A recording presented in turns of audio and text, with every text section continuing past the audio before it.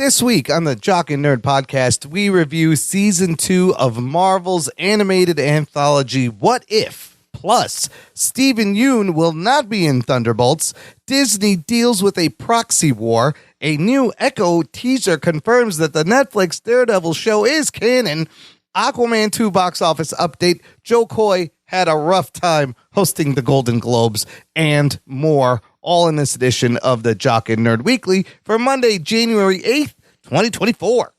This is Jason Mewes, and for reasons best left between you and your therapist, you're listening to the Jock and Nerd Podcast. Snooch to the nooch. Check. Check one. All right. This is for all you fans out there. Let's give it up. Jock it, we heard it. We funny, disturb it. We jock it, we nerd it. We spoiler alert. Oh yeah! What's up? What's up? Hello, and welcome to the Jock and Nerd Podcast, bringing you comic book and superhero TV and movie news, reviews, and whatever we choose. Jock and Nerd. My name is Imran. My name's Anthony. He's the Jock. And he's the nerd. And joining us, he is the recent winner of one of the Golden Globes' newest category, winning Best Slack Hole in a motion picture or musical. It's Rug Boy. What's up, Rugs? I'd like to thank the Academy. I'd like to thank Harvey Weinstein for widening that slack hole as much as possible. Oh, dear. I don't know. How's that statue feel? It's nice and, it's nice and round. Yeah, it's got an echo nice in there. Round. Yeah. Good. That opening was already better than Joe Coy's monologue. Oh, it was that some a of the better jokes, the subsequent jokes snap. afterward. I take it, but okay. First You know of all, what? My slack hole actually made a cameo in Rebel Moon. oh boy, was that what that thing was? Yeah, in the beginning, that big opening that ship comes out of, that's my slack hole. Oh, yes, that's a whole separate discussion. But wait, Yeah. the movie award season has officially begun. The Golden Globes aired just yesterday. And by that comment, Anthony, I'm glad you checked it out. I wanted to see if you guys watched this. I watched the whole fucking thing.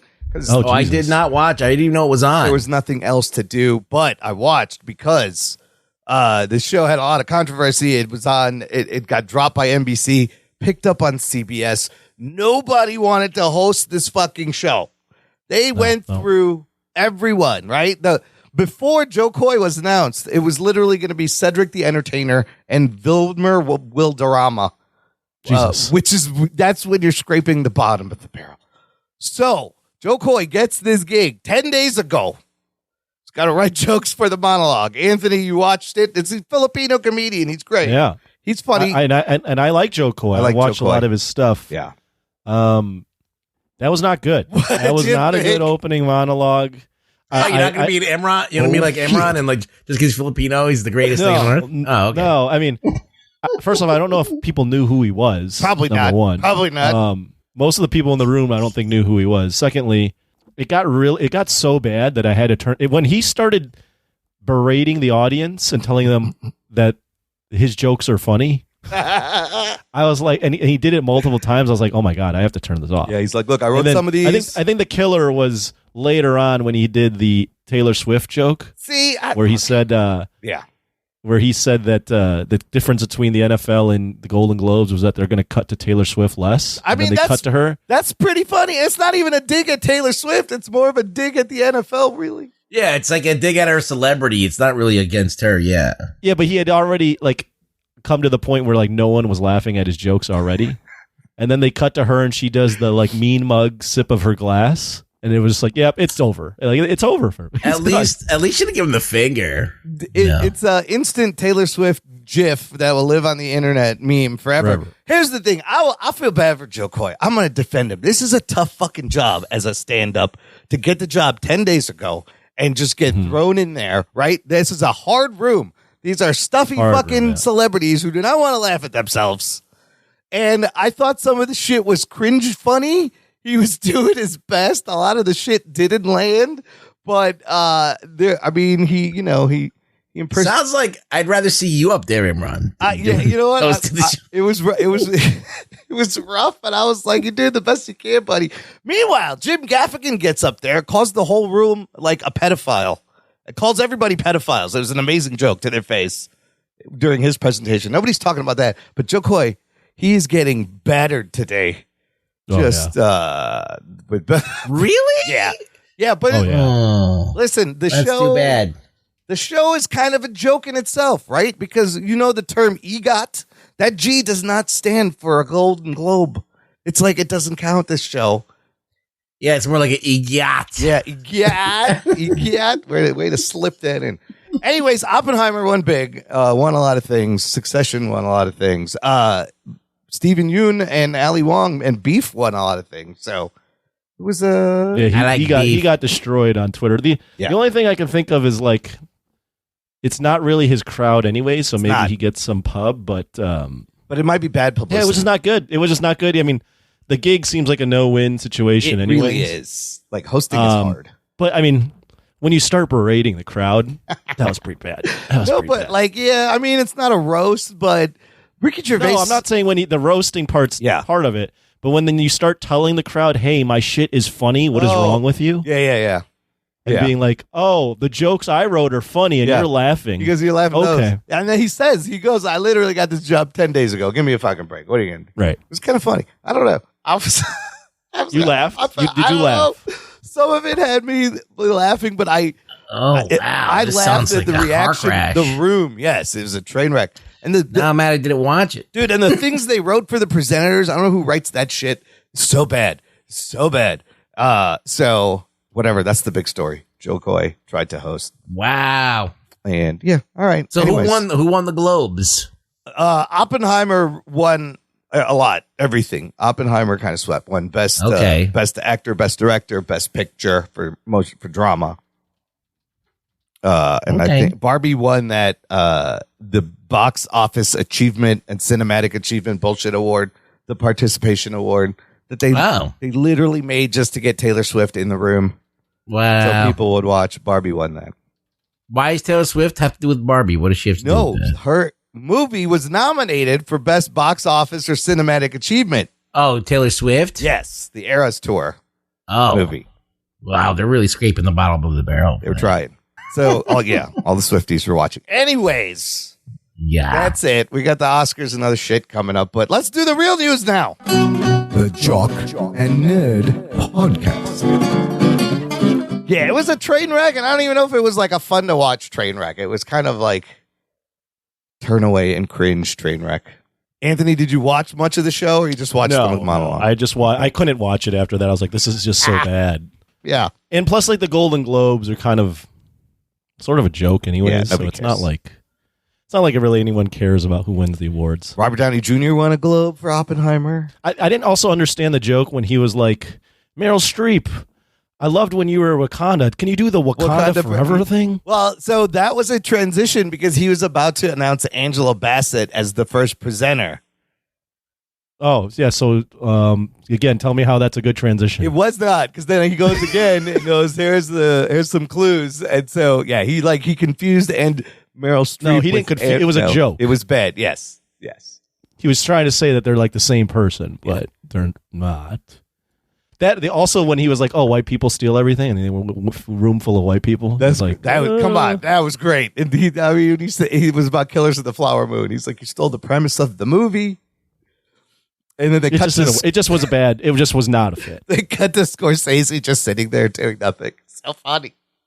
The awkwardness and the cringeworthiness I really enjoyed. It was bad. Yowzers, man, it's bad TV.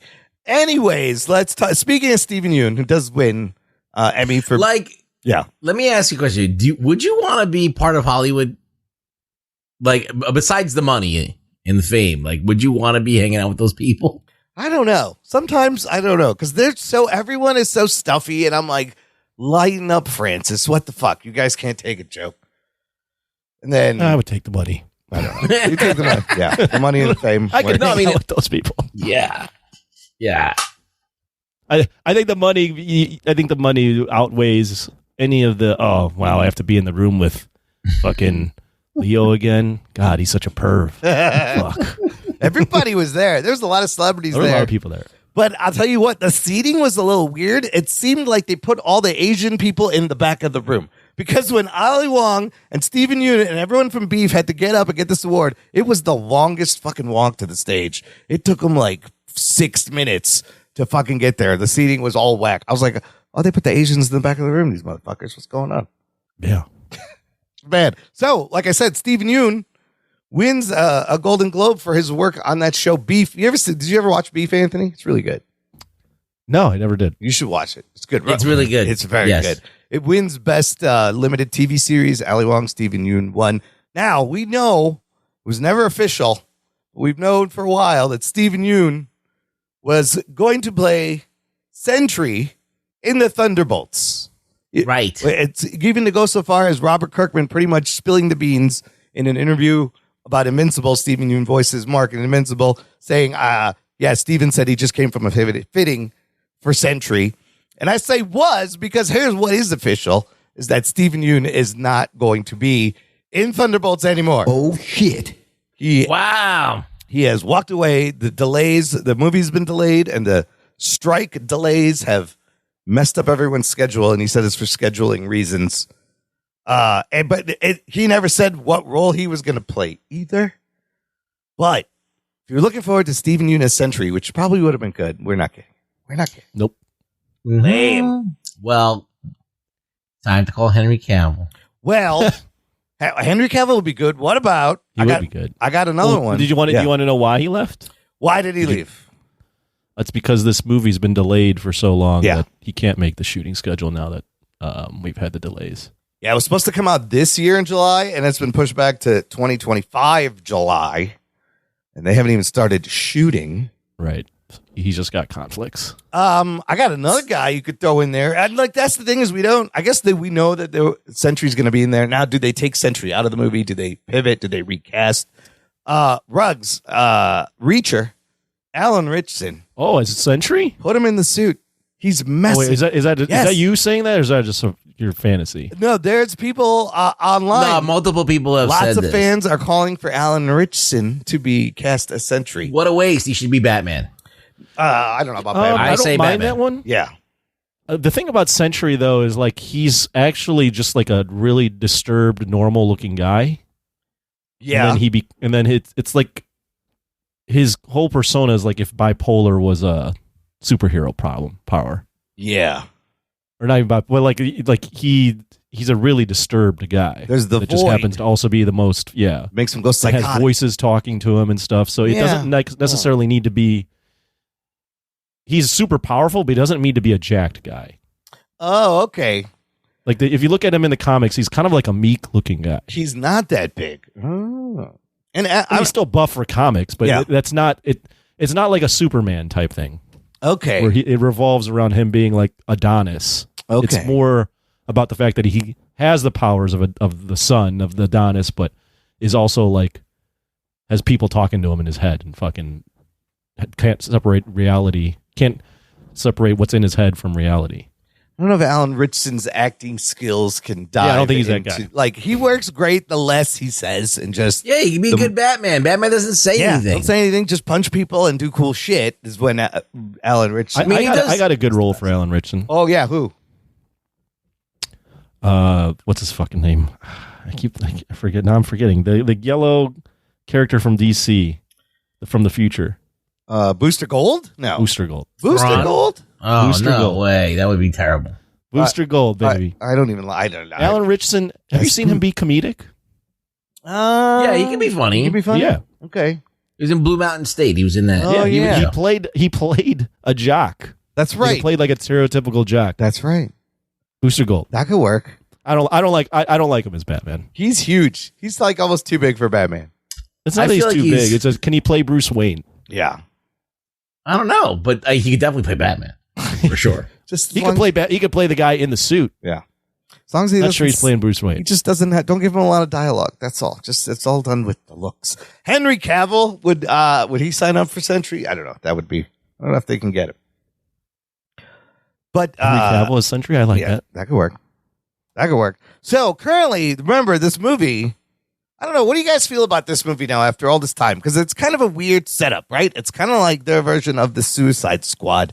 It is a bunch of side characters teaming up. We have Florence Pugh as Yelena. You're gonna have Human. Okay, go. You're gonna have Wyatt Russell, John Walker, U.S. Agent, Humanish. Super Soldier. Olga Kurylenko playing Taskmaster. Humanish. David Harbour as the Red Guardian. Slightly augmented human. Sebastian Stan as Winter Soldier. Augmented human. Hannah John Kamen as Ghost.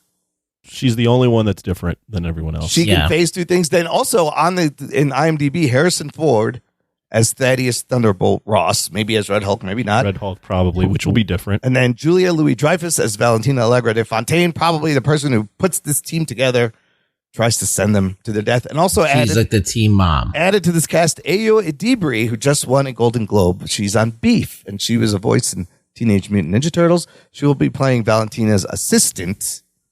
I said this when we first announced this cast, and I'll say it again.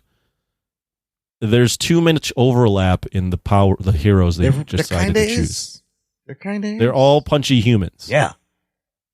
And what makes Avengers and Justice League, although the movie didn't do great, but what makes those teams, X-Men, those teams awesome is that there's not the overlap in powers. And then you have fun with the powers complementing one another. It's kind of weird because, like, even when you're growing up and you're dreaming up of your own team, you're designing a team of superheroes, you want them to all have different fucking powers. That's the point of having a team of superheroes. Otherwise, why do they need to be on the team? You got Red Guardian. Why do you need Winter Soldier? Why do you need U.S. Agent? They all do the same fucking They're all the same thing. They're all the same character. fucking person. In terms of power. Yeah.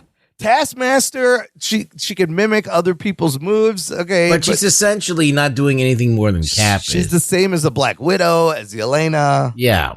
Right. Ghost actually has Ghost is some the tech. different. Yeah. And how do they use Harrison But she's Ford? like the least popular hero out of everyone you've listed. Like the least one we know. But I mean, a lot of these are like these side characters that some people may have forgotten they even were in a fucking movie. Right. Jake Schreier directing. So I don't know. How excited are you for this movie now still? He did direct Beef, so I thought that was interesting. Jake Schreier. Beef. I like Beef. You like Beef? Are we looking forward to Thunderbolts? Maybe. I don't know. Thunder Beef. Thunder Beef would be great. Yeah, I like that. But that's not till 2025. Steven Yeun's out. We'll see what happens. Listener, let us know. What do you think? Join this conversation. Join our Facebook group. It's called Jock and Nerd Nation. Jock and Nerd. Jock and Nerd. It is closed, exclusive group just for our listeners. Lots of fun. Geek out in there. Sticking with Disney stuff. Ruggs, you mentioned this in a recent chat. Okay. There's a Disney proxy war.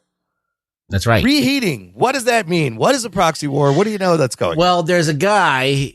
His name is Peltz. Nelson Peltz. Sounds like a Simpsons character. Yes. Yeah. So he's had a bug up his ass.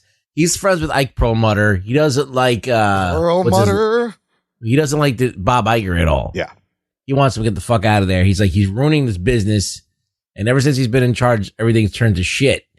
Now, you can't say that about Iger because he's the one who got Marvel aboard and made all these purchases. But I think in the streaming section and a lot of the content ideas, like in kind of like are hurting the brands that they're setting up anyway. So like, yeah, he bought Marvel, but like he also made all the decisions that tainted the Marvel brand over a period of time. So this dude Peltz is like, he's like, you got to cut all this spending. You got to do this. You got to get this company profitable. So he's trying to get on the board, and he's petitioning to get on the board.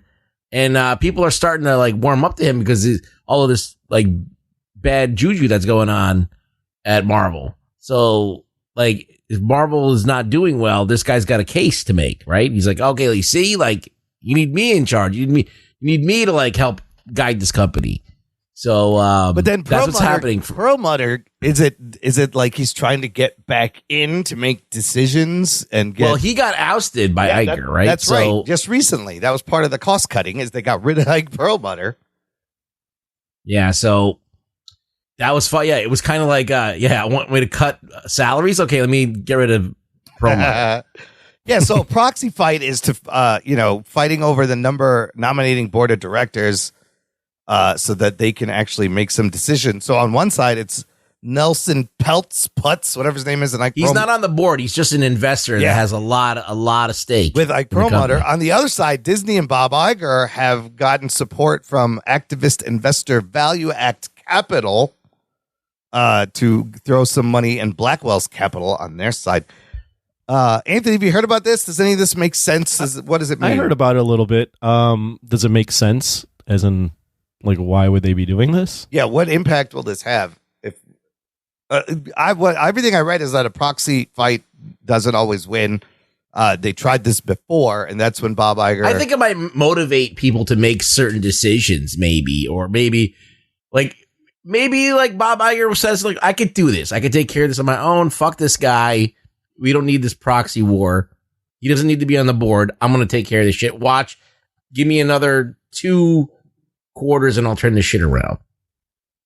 So if it happens, if in like a year or something, this Marvel and DC, not Marvel, Marvel and Disney start making money, then this proxy war is going to be moot point.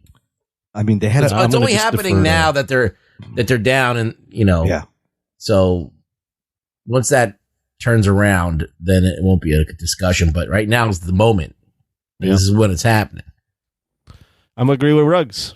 That's all. I'll leave it with that. Their stock in October was very low, and it's rebounded back, but not to where it used to be. Last time Nelson Peltz tried this is when Iger laid off thousands of people and cut all these shows. So yeah, and Disney's just not had a good year. In fact, Universal beat them this year at the box office for the first time in a long time because Super Mario Brothers made $1 billion. All the Disney movies kind of underperformed. So Universal made more money at the box office than Disney in 2023, which is crazy because they had been ruling. But we don't want Perlmutter back involved. No, you I don't don't want know. Perlmutter back involved. No, he was kind of like just standing in the way of a lot of things. But Yeah, he made things. If anything, Perlmutter made things like exactly what Ruggs said. He actually would slow down the creative process. Yeah, he made it more steps in between corporate oversight. More things to go through to get things done. And then he also had a mindset that was one, toy motivated, but two, Right, he was the toy. just not the best for 2020s. Not the most progressive, old school, very old school. I mean, Black guys can't sell. So both of these guys, Peltz and Perlmutter, are two really rich, really old, really white dudes. They're both 80 plus.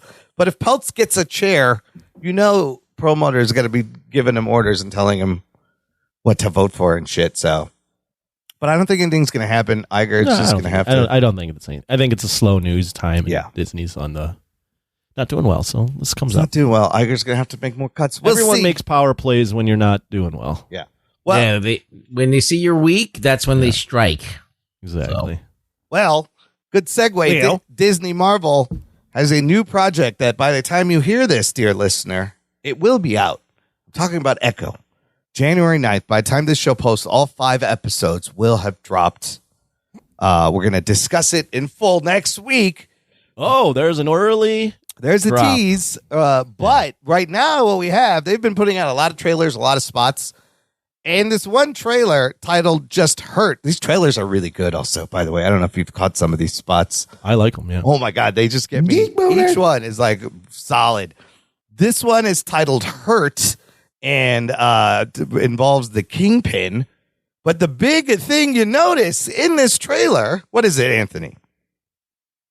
Oh, I don't know what you're specifically referring to. You're putting me on the spot. There are scenes from the Netflix Daredevil show in this trailer when Wilson Fisk is talking about the things he did, the people I hurt.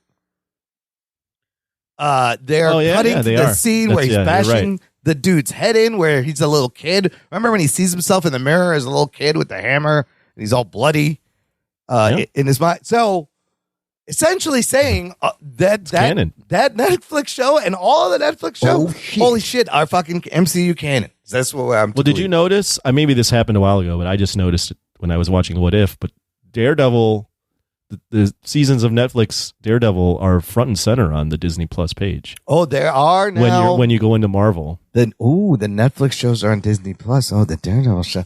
So this is, in fact, the same Matt Murdock, Wilson Fisk from the Netflix shows. No doubt about it. They're not different. They're the same. That's pretty exciting.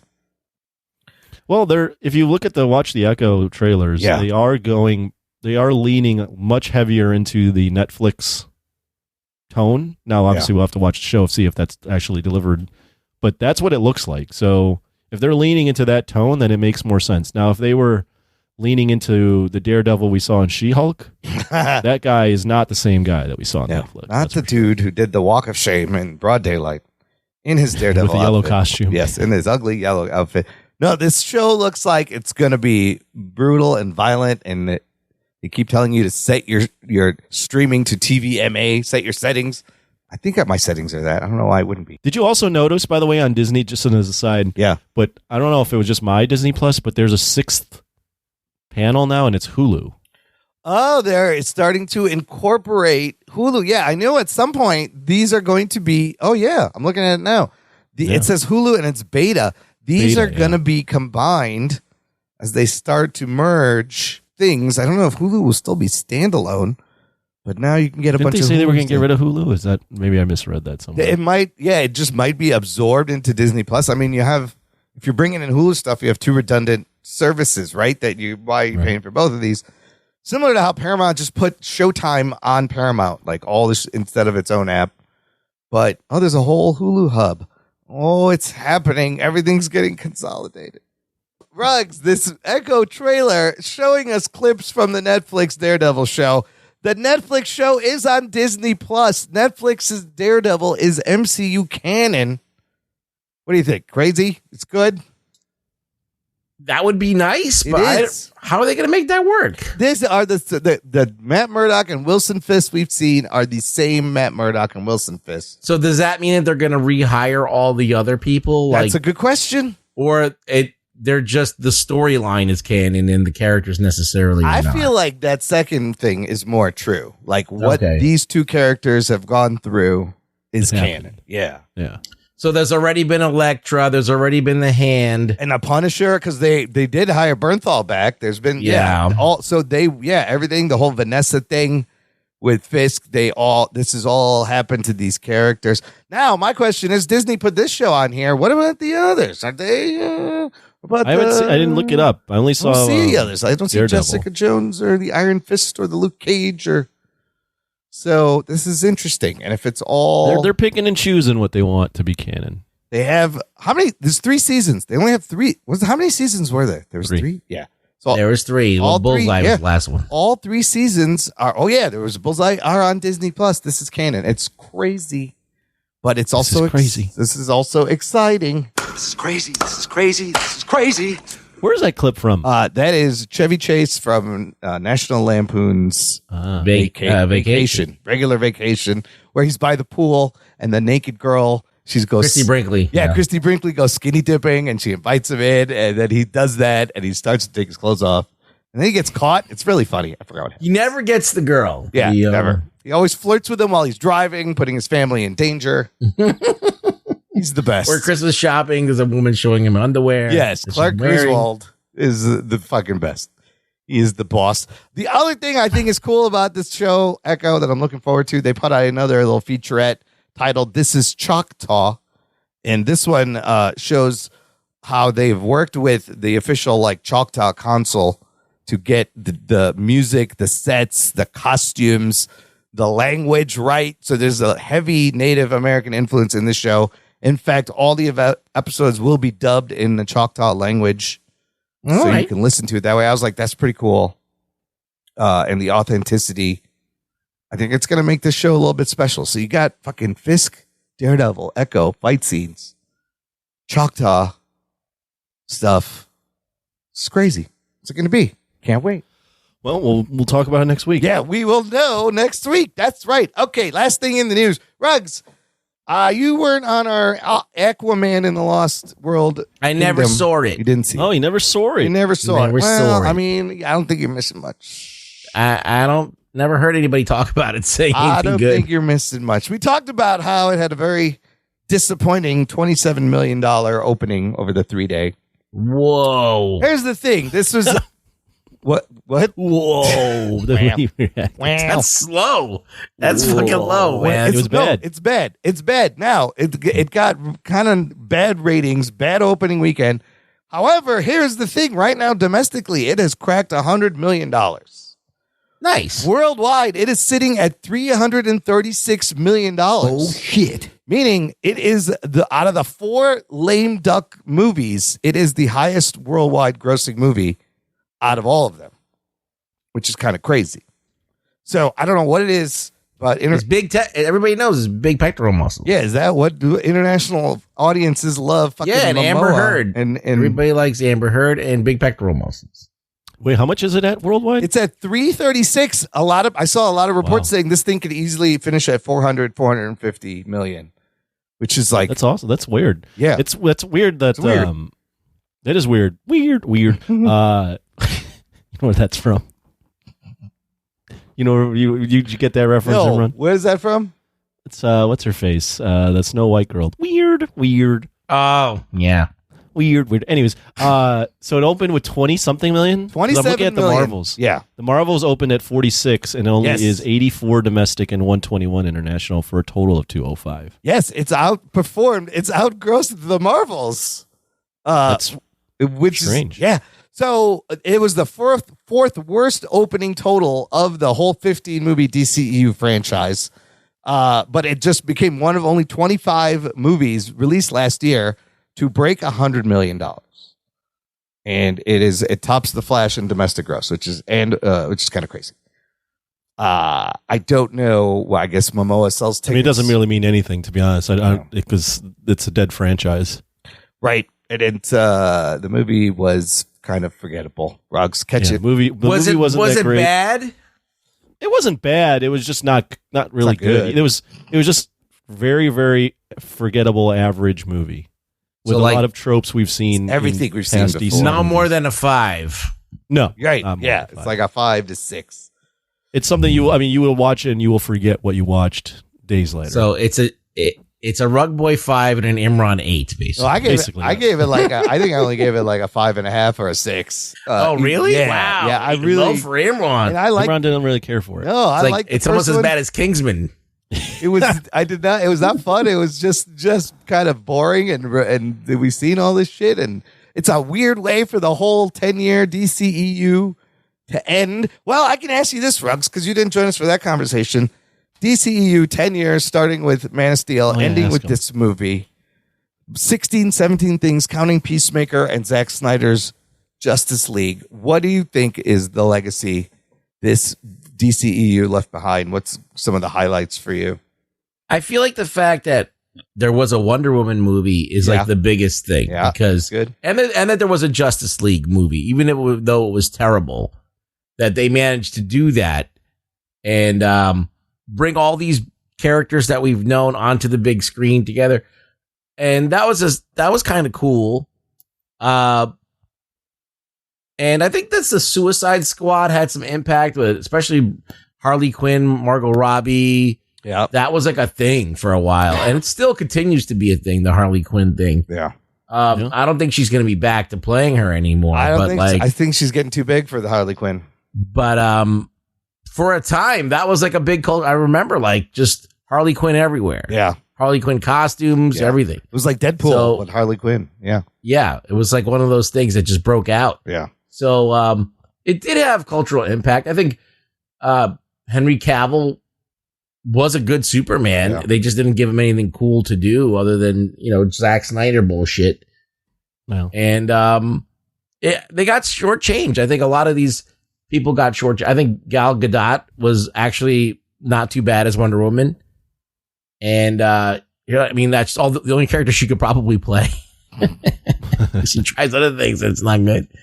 But I think Jason Momoa was wrongly cast. I think that they could have cast a better Flash, obviously, a better Lex Luthor. And but some of the things hit. Like the suits look great.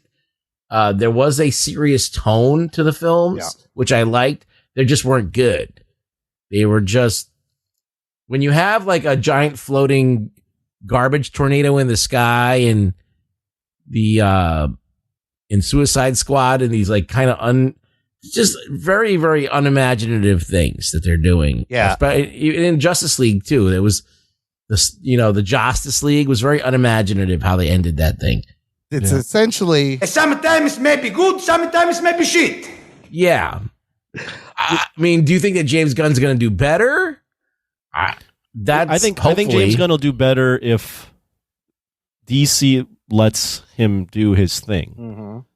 I think I was thinking about it more, Imran, since we last spoke. Me too. I think DC had some good casting choices. They had some good ideas, but I think the overall story for DC films was that they couldn't stick to one vision. Yeah. And they got too influenced by outside forces, and then because of that, things were always changing on the fly. Vision was changing on the fly. Series tone, everything was always changing. Whether it be the Suicide Squad being meddled with, Justice League, then the shift in that to letting directors do what they want, then letting the fans tell you that they should release a Justice League Zack Snyder cut. Yeah, like there's just too many outside forces in play. Whether it be critics, fans, creators, internal power plays within DC, that there's just never any stability there. Yeah, after we did that, I watched I read a bunch of articles, watched a bunch of recaps of like the whole 10 years and all the shit that happened, and pretty much every movie had studio interference at some point. Every movie, there's I can point you to like a huge big story that broke. Every movie had like controversy and scandal. It's wild amongst the changing leadership. The whole time, there was never one singular dude. It was very unstable. It was, the company was unstable. There was changing people. Yeah. But I think that, look, they made a risky move with pinning everything on Zack Snyder to kind of carry the flagship in. And then they bailed on him. And they tried to undo the fucking thing. Yeah. They bailed on him midway through. Yeah. And I think that maybe if they would have stuck through it, it wouldn't be that bad. I mean, remember the CGI fucking upper lip, for fuck's sake? When I got to that point, I was like, oh my God, I forgot about this travesty. You didn't trade up for anything better. You traded up for actually worse. Yeah. I think that as bad as Zack Snyder, we saw his vision in the 4-hour version, It wasn't that bad. I like that movie. It wasn't that bad. It wasn't great, but it wasn't like as this disaster everybody was saying it was. I saw another thread on Twitter. There was about, I believe, 25 to 30 announced projects that never got made in the 10 years. Almost 30 fucking things that they were like, we're going to make this, we're going to make that, we're going to make that. None of it even got close. I mean, well, they fucked up. They lost Goyer, which was there. He was a big dude that was behind Zach too. Yeah. And then they brought in Jeff Johns and someone, and they were rewriting stuff, and then they fired them, and then brought in Hamada. That didn't work. There just wasn't. I think Marvel, Fahey was like the one constant. Marvel still, like when you read the book, they also still had to deal with internal problems, but they did a better job of navigating that. Yeah. Also, Marvel was first, right? So they beat out DC. Yeah. DC was trying to play catch up, and then DC could not deal with the internal shit they had to deal with, and it should have let them be. Yeah. Hey, Imran, you remember Tom Snyder? Oh yeah, late night talk show, big bushy eyebrows. I was watching this thing on Stan Lee. Yeah. And they're talking to Tom Snyder with the guy who owns DC at the time. Right. Okay. And they were you could just see like the difference of what the guys at DC wanted to do and the difference. And I feel like that this almost replayed itself again with Marvel. Wow. DC movie version universe. Yeah. Like Stan Lee is like all about the characters and all about like whether people can like identify with the characters. And the guy who owned DC at the time, he was like, who cares? This is a fantasy. They want to see shit blow up. And that's exactly what we got. Just a mishmash of things.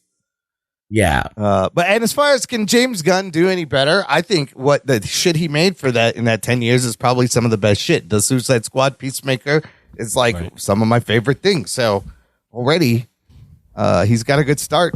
I like that version. It's going to be what's really going to be against James Gunn is one DC, the all the shit we got before. Like, I don't know that the normal outside of us, I don't think the normal fan is going to be like, oh, it's James Gunn's universe. This means it's going to be better. Right. Like, they don't care. They don't know that that's the thing. Secondly, like, this is probably the worst time to start a superhero shared franchise. I mean, give it a year. You think it's still going to be bad mid 2025? Like, will we? I can't predict the future, but I would say if I were to start a shared universe, this would be the wrong time to do it. And I don't think a lot of fans right now are really into superhero shared universes. You're right about people are not going to care that it's James Gunn's thing. And so what they really need to do is make it a completely different, fresh tone right away. It's got to be in the you trailers. need to make these movies. These movies can't be the formulaic superhero story. Like, they have to. I think the next level to this is like actually challenging your audiences. Yeah, like, make them come out of these movies and think about shit. Like Nolan rather than did. it should be a popcorn affair. That's what Chris Nolan did with Batman. Yeah. I mean, there's different, you can certainly do it. Sure.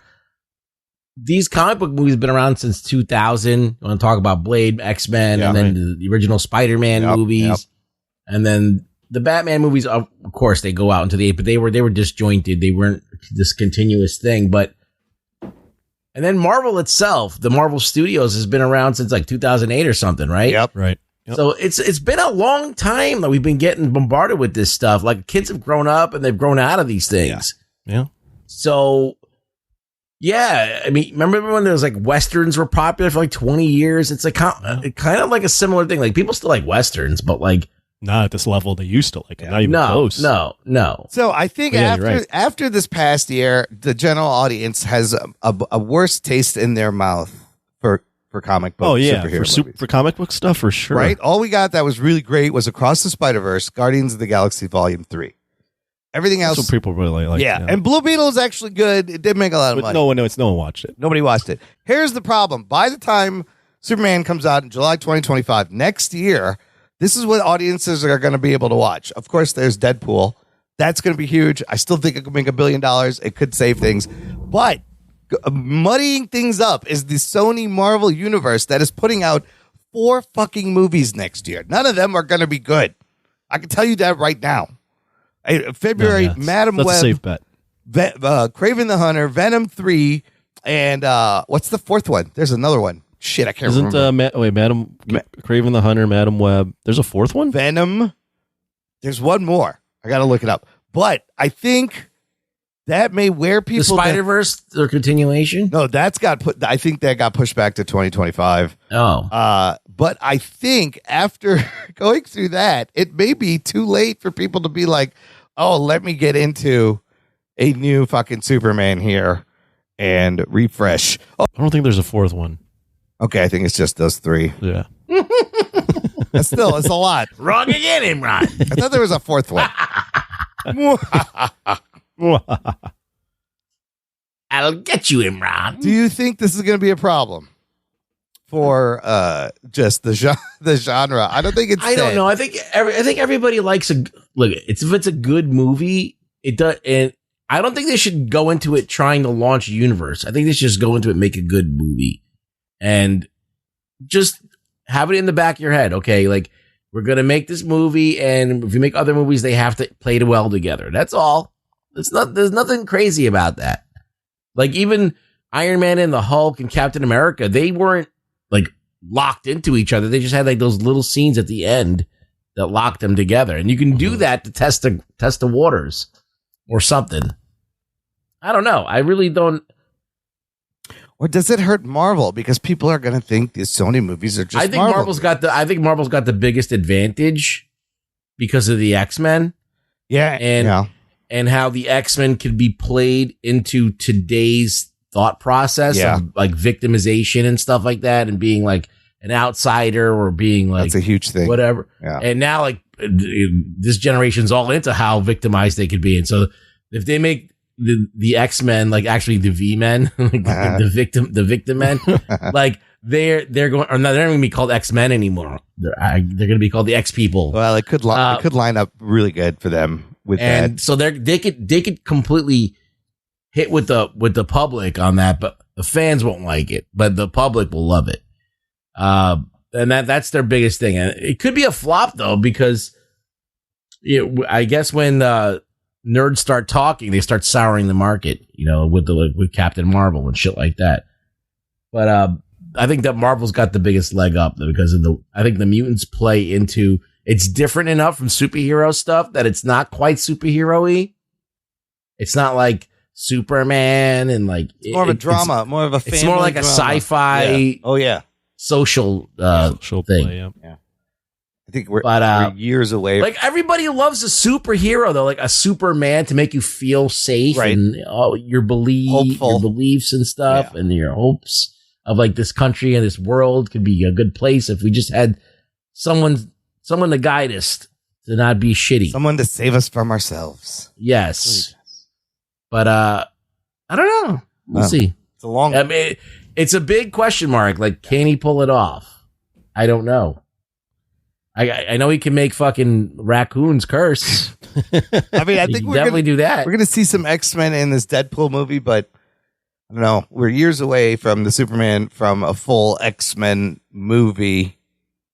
So Sony's going to have to carry it for Sony for the next year. Okay, let's take a break there, play some promos, and we're going to come back, talk about What If Season 2 on Disney Plus right after this. After these messages, we'll be right back. Do you like superheroes? Do you like movies, television, and comic books? Do you like movies, television, and comic books about superheroes? Then you'll love Podcapers, the official podcast of aplacetohangyourcape.com. Featuring me, Scott James Merridew, we will be talking about a variety of geek and nerdy issues, like, is Marvel better than DC? What's going on with the X-Men film franchise? And is Disney evil? Yes! Yes it is! It's pure evil! Don't support them! They're terrible! I'm getting ahead of myself, because we will be joined each week by a rotating panel of guests who will attempt to rein me in. Don't you worry, it's not just going to be one guy ranting for hours and hours and hours. I've been told I'm not allowed to do that. By this guy, in fact, David Molosky, the editor and creator of A Place to Hang Your Cape. Hi guys, Scott's holding me in a room and making me listen to his rants. Please listen to the podcast. He says it's the only way he'll let me leave. Oh, David. You will never be allowed to leave. You will listen to me for all eternity, as will all of you who listen to the podcast. So please check out Podcapers, the official podcast of A Place to Hang Your Cape, where superheroes go to relax, but I never do. Pardon the interruption. I have some news which I believe you will find most interesting. Would you like to hear the latest in Marvel television, film, video games, and comic books? Or are you looking for some ideas on what to pick up on New Comic Book Day? Well, join Mike and Eric on Mighty Marvel Geeks every Saturday night on Sorcerer Radio and every Sunday on the Weeby Geeks Network for all things Marvel. There is a matter that requires your attention. Mighty Marvel Geeks. Assemble! All wrapped up here, sir. Will there be anything else? Jock and Nerd. Listener, if you enjoy this show, this is a fantastic time to join our awesome Patreon fan club. Visit jockandnerd.com/Patreon. Jock and Nerd. There's a link in the episode description, and you can give back on a monthly or annual basis. There's tiers. You get stuff. You get access to a podcast feed, exclusive podcast feed when the shows come out early.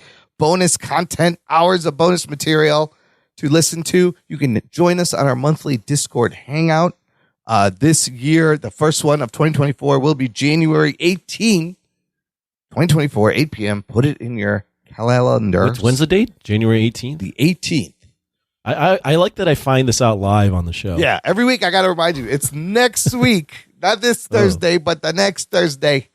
Oh. Yes. Maybe you'll be free, maybe you won't. Well, it's fun. You Sometimes maybe good, sometimes maybe shit. That's what it's like. Sometimes maybe good, sometimes maybe You gotta show up to find out what you're going to get. Also, lots of other fun stuff all over there. jockandnerd.com/Patreon. Sign up, give back. We love your support. Thank you for the continued support. Okay, let's get to this week's review. We have all 9 episodes of Marvel's animated anthology What If Season 2 released over the December holiday break. Here's your spoilers. Before we get started, does anyone want to get out? Prepare to be spoiled! We got full. I don't know why, but they're making me laugh. your little drops today. Everyone. I've heard them all the time. I know. Today they're making me laugh. I mean, it's not the first time you've done this. It's good. I can make you giggle. I like that. We have an all-star voice cast here, of course, returning as the Watcher, Jeffrey Wright. And most of the top line stars, except for some of the big ones like Captain America, Iron Man, Tony Stark, Steve Rogers. Scarlett Johansson. Yeah, we have Mick Wingert as Tony Stark, Josh Keaton as Steve Rogers, Lake Bell as Natasha. Hey, I'll tell you, though, if you didn't know the names, I would say they do a very admirable job replicating those voices. Yeah, it really doesn't take you out of the show at all. When they're up against everyone else, your Sam Jacksons, Haley Atwell, Benedict Cumberbatch, everybody, Chris Hemsworth, Sebastian Stan, they're all doing their parts here. So here's what I think we should do. We'll just go episode by episode, 9 episodes. Quick synopsis, and then just... Did Cate Blanchett play Hela? I believe she did in season 2. Yeah, okay. Yeah. That's cool. Yeah, I couldn't tell. I was wondering about that. I also was thinking the same. Yes, Cate Blanchett as Hela. And Michael Douglas, too? Yes, that was Michael Douglas. Idris Elba as so Heimdall. Yeah, okay, good. So you have 80% of the cast, Not right? too shabby. Not too shabby at all. Not too shabby. This kind of works as a part 2 from the first season. Some of these episodes, right? Some of these episodes connecting. It is part 2. Yeah. In fact, before we get into episode by episode, yeah, I guess I could have saved this for episode by episode. But is the episode where Tony Stark meets the Grandmaster, is that from season 1? that was one that was supposed to be in the first season, and they never That's finished where the Gamora comes from. Yes, in that from the first season. That's right. That makes sense now.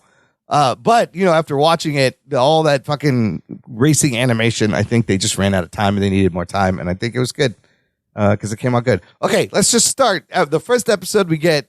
What if Nebula joined the Nova Corps? Anthony, what is the quick plot synopsis of this one? This one is basically Nebula's on the Nova Corps. Yeah. But the Nova Corps Xandar has shut itself off from the rest of the world because they were about to be destroyed by the Kree.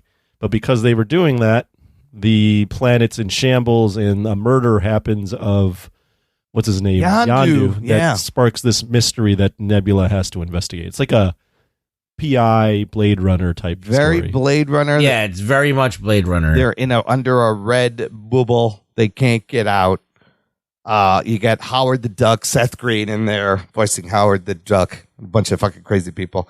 What'd you think about this first episode? How did this season 2 start for you, Anthony?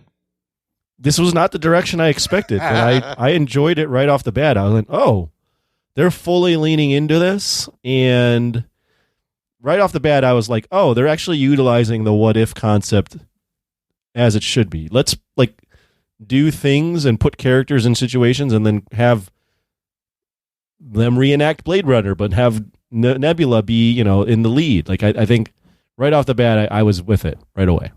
Interesting. Ruggs, what'd you think of this first episode? I enjoyed it. Yeah, I thought it was good. It was solid. I like what they're doing from the get-go as far as putting you in that cyberpunk feel. The Nova Corps is not what it seems. You had fucking Jan Rog or whatever the fuck his name is. Ulog in there. That was Jude Law, right? Yeah. And Ronan the Accuser was about to get his ship in there, and then they needed... Yondu had the code. He had stashed the code somewhere, and they kind of tricked Nova into doing this detective work Gamora, I mean. Is it Noah? No. What the fuck is her name? The main character of this. Gamora. No, call her not Nova. Gamora. No, she's not Gamora. Nebula. Gamora's the sister. Nebula. Yes, Nebula. I knew it was something with an N that had to do with like galaxies and shit. Anyway, What was the other so episode? Nebula, Yeah. I'm like, I kept calling her Nova. Nova. She's in the Nova Corps and Yeah. she's wearing the Yes. Nova fucking Yeah. suit. Nova Nebula. So I kept on calling her, getting her confused with Nova. But Nebula, they trick her into like trying to solve Yondu's murder so they can get the code. Right. So they want to let Ronan in. But I like the two things that I really liked is that number one, that she uses Yondu's hologram to figure out where the arrow is. And I like the fact that she closed the gate on Ronan and destroyed his ship. I think that was pretty badass. You know what? I'm going to say something that's going to surprise both of you. It's very You didn't interesting. like I did not like this first episode.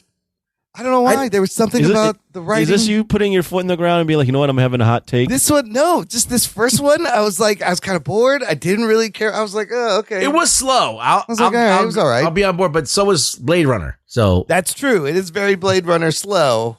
I just like the narrative where she's narrating it and talking to, I thought it was a whole different. If we're gonna go what if, let's make it fucking different. Let's do something where you go, oh, I did not expect to see that at all. No, putting her center as the main story was actually that's done well. But I don't know what I was expecting with the first one. I just didn't dig it as much as some of the other ones. So That's fair. All right, that's I mean, fine. what if? I don't think every what if episode's meant to make everyone like. no, and I think everybody likes different ones. I was looking at a bunch of like lists of rankings, and they're all over the place. They're all over the place. I'm like, what? Really? This one won? This one you have last? What the fuck? Okay. Moving on, let's move on to episode 2. It's titled What If Peter Quill Attacked Earth's Mightiest Heroes? An alternate take where Yondu, after kidnapping Peter after his mother dies, actually delivers Peter to Ego. And Peter gets has some father-son time. It gets a little evil, comes back to Earth, and starts wrecking shit. And you have this like 80s Avengers team of Peggy Carter as Captain Carter, Bill Foster, Giant Man, T'Chaka, King T'Chaka of Wakanda, Bucky Barnes is there, Dr. Wendy Lawson, who was from the Marvels, and Hank Pym, and Hope as is Captain Carter? Is she in this as Captain Carter? I forget. No, Or is she she's just Peggy Carter. Right. Yeah, she's in. She's like old lady Carter. That's right. Yeah, It's yeah, weird because she's in a lot of these episodes, but not the same version, right? This is Peggy Carter from the main timeline. Ruggs, we'll start with you. What did you think of this one? I actually liked this less than the Nebula episode. Whoa. Yeah. But it was good. I like that there's like this makeshift Avengers that they make. Yeah. And Michael Douglas was actually in it. Yeah. And you see Hope Van Dyne and she's little and she gives him the Walkman. Yeah, and kind of turns him around. Yeah, and fucking Winter Soldier is about to fucking snipe his head and has to stop himself. It gets very emotional. I like this one. I like this one better than the first one. It's kind of funny. Well, I did like it, but I've always thought it was, I don't know, for some reason, some things work better than others. But this was fun too. Oh, Thor is there too. That's right. Yeah. Yeah, Thor comes in. Yeah. I just think when his dad shows up and then all these fucking mud people, and I was just like, oh my God, they're really trying to make this into something. And it just, for some reason, and then you have Peggy like ordering all these giant, like an infinite number of tanks shooting on them. That's great. I was like, it just, for some reason, took me out of it. Anthony, how'd this one hit you? I like this one too. I like whenever they I like when they readjust when the Avengers assemble and then take the characters that were from that time period and make them a team. Yeah. So I had fun with the fact that they were like, oh, we're in the 80s now. What would the Avengers have looked like? Yes. So that's why I enjoyed it. I mean, this is one of the better ones. There's ones I hated, but this is one of the better. I'm interested to hear the ones he hated. Wait, well, tell me when we get there. I know. But a nice what if, because it is something I thought, after you watch Guardians, you're like, man, what if Ego had delivered him to fucking Ego and didn't raise him? This is actually a good what if. Yeah.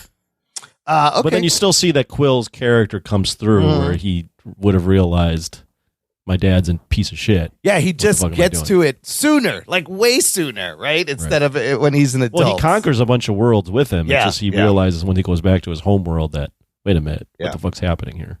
Yeah, that's what I kind of like too. That the young Peter Quill figures it out sooner than having to not know for years.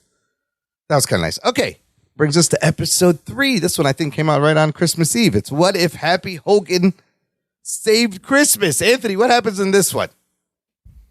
When I was trying to remember these, I wrote these down as like different titles. Yeah. In my head. Yeah, what did you Like, call for the this first one? one? I wrote down Detective Gamora. Detective This next Gamora. one, Peter Quill versus 80s Avengers. Yep. In episode 3, I literally wrote down Happy Hogan Die Hard. Yes, it's an awesome Die Hard inspired holiday episode. It's basically the whatchamacallit, Justin Hammer has been in jail. Yeah. He looks to attack Stark Tower and steal all the blood of Hulk and a bunch of blood. stuff Yeah. on Christmas, and Happy Hogan's in charge of security and is the one to have to play the role of John McClane and save everything.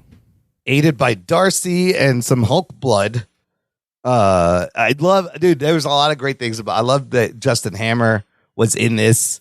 Like, he's underused. I thought the humor. Can I make a was good. prediction? Yeah, he comes back. I'm going to predict Rug Boy did not like this episode. Oh, this is the one he didn't like. I mean, it had all like the Die Hard callbacks. You had. It was just fun. I don't know. It was fun. No, I actually did like this. You did. fucking Okay. hell. Oh, this is not the one. I did. It's not my favorite one, but okay. I did like it as well. What'd you like about it? Oh, interesting. What'd you like about it? Oh, I love the Die Hard, that it was Die Hard. I love Happy Hogan's good, and there were some funny moments in here. And yeah, in general, I just thought it was well done, and it was snappy, and it was fun to watch, kept you entertained. Yeah, and even bought like all the Avengers were busy doing things and they show up at the end. Like, that was kind of funny. And Darcy's fucking line where she's like, "Oh, I'm like your Reginald Vell Johnson." And he's like, "Really? Yeah. Reginald Vell Johnson? That's what you got from Die Hard?" That's the thing you got. The Hulkbuster was in this. Yeah, Hulkbuster armor and this purple Justin Hammer wears it. this purple Hulk we see again in a later episode. I mean, I thought it was it was kind of fun to see Happy Hogan as a purple Hulk, which I believe they have. There's Hulks of all colors. So, Sure. yeah, I did like the episode. I thought it was funny. it's a good one. It was And fun. all the callbacks to Die Hard, obviously. Oh, and Really good. the AI being Werner Herzog. It was Ross Marquand doing the Werner Herzog AI voice. That's real funny. There's a lot of good jokes. Okay, let's go to episode 4. What if Iron Man crashed into the Grandmaster? What is this one, Anthony? When does this take place? This one is right after Tony sacrifices himself to save the Avengers in the first one, but falls through the wormhole and still gets back to Earth. In this Yep. one, he doesn't fall through the wormhole and gets lost in space and ends up on was it Battle World or what's it called? Not Battle Sakaar. World. It's Sakaar. And he's a celebrity all across the universe, so the Grandmaster is definitely happy to have him there, but he doesn't want to use him as like a champion. He just wants to kind of entertain him. And Tony Stark has to figure out a way to get off the planet. But also his hero tendencies come through, and he wants to save the planet in conjunction with what's her name, Valkyrie, and then he also comes across Gamora. So This is the Gamora that randomly pops up in like that second to last episode last season. And this is the episode that was supposed to be in the first season. A little Mad Max inspired racing. a little bit too. Yeah, that's what I thought of too. Is it went from a play on Thor Ragnarok to Mad Max. Yeah, it's Ragnarok. Death Race or something. Yeah, Death Race or Mad Max. And I thought the racing scenes were fucking phenomenal. Really well animated. You could follow everything. It was really exciting. Goldblum as Grandmaster, hilarious. Topaz, his assistant, also hilarious. That stick that just melts things is hilarious. Ruggs, what do you think about this one? Is this the one you hated? No, I can tell you the one I hated. not yet. No, don't tell us. Not until we get there. Yeah, it's only one I really disliked. Okay, and then there was other ones I wasn't like too enthused about. This one was okay. This one was okay too. I think I have one particular one that I liked a lot. Okay, and ones I just kind of like. This is okay. Josh Brolin is Thanos in this as well. Yeah, that's it. When was Thanos? I don't even remember that one. This was a fun I one. barely remember Thanos. I don't remember Thanos being in the thing, but he's listed in the credits. The whole dynamic was fun with just Tony Stark. Yeah. The guy playing Tony Stark bouncing off of Jeff Goldblum. Yeah, they were great. And the fact, Yeah, he did a great job. Yeah. Wherever he was. And he's like, I'm going to help out. And let's race, motherfucker. It was good. The guy's name is Mick Wingert. Mick Wingert. Mick Jagger? Not Mick Jagger. Wingert. I do think that of all the models, like the Tony Stark model looks nothing like Robert Downey Jr. I mean, it feels like Tony Stark, though, I guess. But it doesn't look like him. No? Yeah, I just feel like it's off. Yeah. Keep going. Okay. Episode 5 is what if Captain Carter fought the Hydra Stomper. This one, a continuation from one of the episodes last season. It was actually from the teaser at the end of the last episode. Now, what movie is this? This is a little bit Winter Soldier. Yeah, I think this one is more. So I think the thread here is that we're following Captain Carter. Like the What If series is also about Captain Carter. Yeah. I think we're following that thread from the first season. It's not necessarily a movie play, although there is Winter Soldier stuff. It's more. This is her story now. This is her story. So in the last What If, the Hydra Stomper was a good guy, right? And the last What If, and he disappears or something, right? We thought that Tony or Steve, who's in the Hydra Stomper suit in the 40s, is good. We thought it disappeared, and then we realized at the end of the last episode that on the Hydra ship or whatever, the Hydra Stomper's there, and Tony or Steve's in it still. It's the ship is the Lemurian Star. I believe that's the same ship that was in Winter Soldier. Soldier, just like Bucky, got brainwashed by Hydra, Steve gets brainwashed. I guess it is Winter Soldier, but they throw in like the Red Room and the Widow program. Oh yeah. So they kind of combine a little bit of Black Widow mythology, and Steve is instead brainwashed by them to be evil, and he kind of fights it off, and he's in the Hydra. I mean, you see Melina in this also from the Black Widow. So it's like, it's Winter Soldier and Black Widow, alternate reality. I love dude, this throughout the season, this fucking Captain Carter, she's pretty fucking badass. I do like this Captain Carter character, and seeing her and Natasha kind of talk girl stuff before they jump out. Like, it was good. I thought it was good in there. You got Crossbones is in there. Fucking Frank Grillo. Brock. Yeah, he saw Brock Lumlow. Frank Grillo is, he did the voice too. Grillo's in I like this episode as well. I like the Captain Carter. I like the flipping of it. I like that they're still doing the star-crossed lovers thing. So in different universes, they're still not able to connect. I thought it was a fun play on the Winter Soldier, Black Widow, but also continuing with thread from the first season of a character that I actually enjoyed. Ruggs, what do you think of this one? It was good. Okay. It's not the one. All right. Man, we're running out of episodes. So I watched all these like when they came out. It's been like weeks. Yeah, I know. I watched these a while ago. I had to rewatch. It's hard to remember a lot of them. I watched all of them this week. So okay. I remember like whenever you're talking about, I remember like Black Widow. I remember all the Black Widow Red Room stuff. I remember all of that stuff. I remember that she was trying to snap Cap out of his, or I call him Cap, but Steve Rogers out of being brainwashed. Yeah. And it was kind of like heart-wrenching in a way. Yeah. Yeah, the flip is good. Yeah. And then so the Red Room gets destroyed, and I think Natasha dies at the end of this, but then we see this one ends where Peggy Carter is portaled suddenly, and she's in a Renaissance place, and she sees the 1602 Fury and Wanda, and then it stops there, right? We're like, what the fuck is that? We don't find out for a couple of episodes. Yes. We don't find out because episode 6 is called What If Kahori Reshaped the World. Very interesting episode. Told entirely in Mohawk and Spanish. I don't think there's any English. No. It's all subtitles. Anthony, what happens? How do you describe the plot of this episode?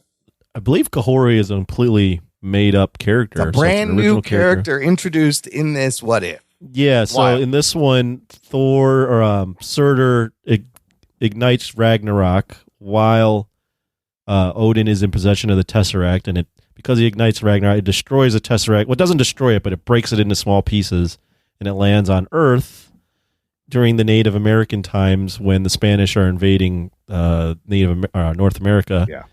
And at this time, there's a village that is housing the Fountain of Youth, And the Fountain of Youth is really this lake imbued with the Tesseract powers that takes you to another portal. And this lady Kahori gets these powers and then decides to use the powers for good against the Spanish invaders. Yeah. What'd you think of this one? Kind of crazy because it is a this one is a what if, but not really. But it's like a really forced what if. I think this one was my favorite one. You know what? I might have to agree with you there. I really did like this. It was so. It wasn't even. I mean, yeah, it's not. I mean, it's kind of a what if, but it was just like, oh, wait a minute, I'm investing in characters I've never met, like seen or met before. Yeah. So I really liked it, and I like the play on like, let's take history and the Fountain of Youth and like put something behind it that would have explained why people were looking for this. It was very moving. It had me. I was so invested in especially this. the languages, like Yes. going full out, right? Yeah, no English at all. I was like, oh, they are going headstrong. And then by the end, I was rooting for fucking Kahori. I was like, fucking get these Spanish conquistadors.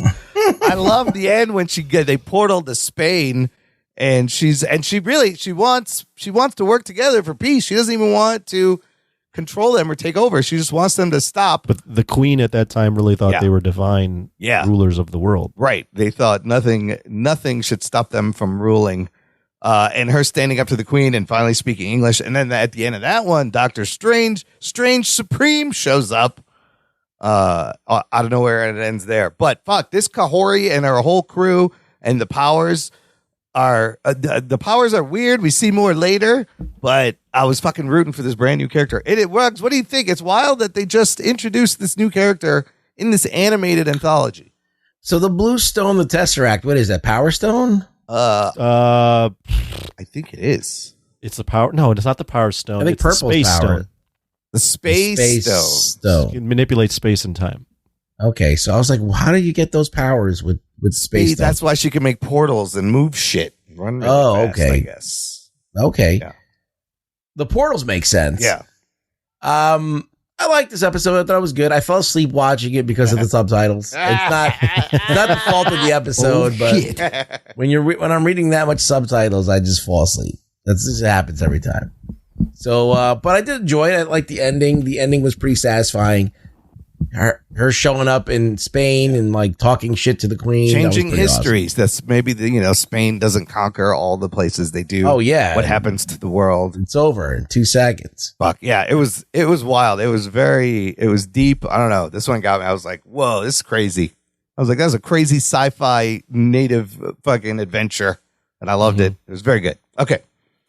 That takes us to episode 7. What if Hela found the 10 rings? Another combination of like Ragnarok and Shang-Chi. Anthony, what happens in this one? Well, Hela's on her raging rampage with Thor or Odin. Yeah. And she wants to conquer more worlds. Odin is like, you need to be humbled. You can't keep doing this. Yeah, check yourself. And does what he did to Thor and says to get these powers, you have to learn what it's like to value life. He sends her to Earth. He happens to send her to ancient China, where Wenwu has already taken the 10 rings, and they come across each other, and she learns from him and the other dimension. I forget what that's called in the Kung Lao, not Kung Lao. Jesus Christ. Not Kung Lao. I forget what it's called. Yeah. But she learns what it's like what the value of life through these characters. Yeah, he destroys Mjolnir just like she does, right? In Ragnarok. Who's he? Odin. He catches it and then it crumbles. The same thing she did to Thor. But he sends back her helmet. This is what I didn't understand. He's like, I'm taking away your powers and I'm just going to toss you in this portal. And then he's like, oh, by the way, here's your helmet with all the powers. I don't know where any of these things are going. I was like, wait a minute. Why would you throw that also? No, if you're trying it wasn't to separate that. her. No, it was that she could get the helmet as long as she learns the value of life. Oh, yeah, she couldn't pick it up. Couldn't use it until you missed the scene where she couldn't pick it up. Oh, that's why she can pick it up. Okay, that makes sense. It's the same thing as Thor. Yeah. Oh, right. Except now it's the 10 rings and then that portal dimension that teaches her the value of. I did like. And then she ends up turning against her dad because her dad notices the 10 rings on Earth and thinks that humans are unworthy of that kind of power. And he wants it, right? And I loved her teaming up with Wen Wu against Odin. It was pretty badass. Yeah, I'll just start by saying this is another episode I really liked. Okay, this is Rugs. Where do you land on this one? I like this one. Okay. Good. Yeah. Wow, it's a coin flip here. We're at 7 out of 9. I think we're at the last two where either Ruggs really liked it or really hated it, right? Yeah. What else do you remember about this episode, Ruggs, that you like? Well, I like that you start to see a crack in Hela a little bit. She starts to become more human a little bit. Yeah. And all of a sudden, she's kind of definitely playing along and trying to fool, Wenwu. But like, it still was nice to see that character get softer and the potential of her to maybe be like not so bad and not so crazy. So I like that. I like that she was humanized a little bit, and she talked a lot of shit too, which I also like. But she does it in a dignified way, which is fun. Her humanizing also changes Wen Wu's path in life, and he doesn't become the conqueror that he was in Shang-Chi because he falls in love with her. Oh, yeah. And she changed for the better. Ta Lo, there we go. Is the realm with those and it's those fucking things that have asses on both ends. Those are always hilarious. And she was like, I thought it was an awesome episode. Yeah, it's like, I don't know I know I was talking to your butt. I don't know where your face is. And that's a good what if too, because you take you take a premise, you combine a couple of movies, but then you use that premise to then change the character in a way that we wouldn't have seen otherwise. You enrich both of the characters, and I wish we got more of Hela because she was great live action, and Wen Wu is also great in live action, and then they just have to. I'm going to make a prediction right now. The next one, Ruggs did not like the next one. Episode 8 is titled "What If the Avengers Assembled in I got a 50-50 chance. 1602." This is based on a limited series comics run by Marvel, written by Neil Gaiman. Captain Carter, two episodes ago, arrives in a Renaissance-themed universe and needs to help him out. Anthony, what happens in this one? Captain Carter arrives in the Renaissance-themed universe, which is falling apart. It seems there's an incursion or something happening. Yeah, there are incursions. Something is happening, and they call on her, but she can't help. Hela in this storyline is the queen, and she gets taken away, and Thor blames it on her. And we have all the Avengers in their forms is 1602 type people. So, for example, Tony's still a mad scientist, but he's just considered a crazy person, and Bucky and Ant-Man and Steve are thieves, but they're like noble thieves. They're stealing from the rich. So it's like a play on all that stuff. And we get to see Captain Carter try to save the 1602 universe. For some reason, Happy Hogan gives all of them a run for their money. I don't know why. He was weird. He was a weird character for Happy Hogan, Harold Happy Hogan. Ruggs, is this Medieval Times episode the one? Yeah, that's what Oh, he did it! Oh, tell us why. I just didn't think it worked at all. I don't think it worked at all. I don't think, okay, you displace one person, but then you displace everybody and they're all acting like, it's one thing if they're like these characters, and they grew up in this realm and they seem like they do belong in it, but they don't. They're like, their whole characters clash with this time. Yeah. It doesn't make any sense. It doesn't work. It's kind of for me, I didn't think it worked at all. I think if they would have written it better, it would have worked way better. They were just going for cheap stuff like Captain America's Robin Hood. It's like watching Shrek. It makes more sense. It was a little bit Shrek-like. Yeah, I felt it was like a Mel Brooks Robin Hood movie. Like, why would you want to be why would you want to make Shrek? Yeah, with with Marvel. I mean, I thought it was funny. Prince Logie just kept talking about Iago and Shakespeare, and nobody cared. And the fact that Steve was the one that was the displaced dude from fighting Thanos and hitting his time stone and getting sucked there. Yeah. But if in this universe these people grew up in this time, why would they? I don't know. What do you think? No, it didn't work. Sorry. I didn't mind it, but I was confused throughout the episode because I was like, you brought Captain Carter to 1602. Yeah. But then like everyone else is like in that time period. Well, I know that they like live there, but I was just confused. I was like, and then I was going like, what are their powers? Do they have powers? How do they have powers? Is Thor, or is he just a regular guy? Like, I just couldn't figure out. I think the writing, it wasn't thoroughly thought through. I agree with Ruggs. And I also think the only way I could make the mental gymnastics work was that 1602, that universe is actually like, it's always like that. Right. It's just a perpetual. It's just a perpetual 1602 Shakespearean. But yeah, the writing wasn't fully thought through. Maybe it should have been more steampunk or something. No, it just didn't work. I don't know. I just think that they should have not gone on the low hanging fruit at that point. They just went and hit like, it was like watching a fairy tale thing, and it was just. It was a reach. It was a stretch. It wouldn't make sense that if they were in the 1602 Americas, like Nick Fury wouldn't be there. Yeah. Right? Like you wouldn't have a black guy with a high patch. No. He'd stick out like a sore thumb.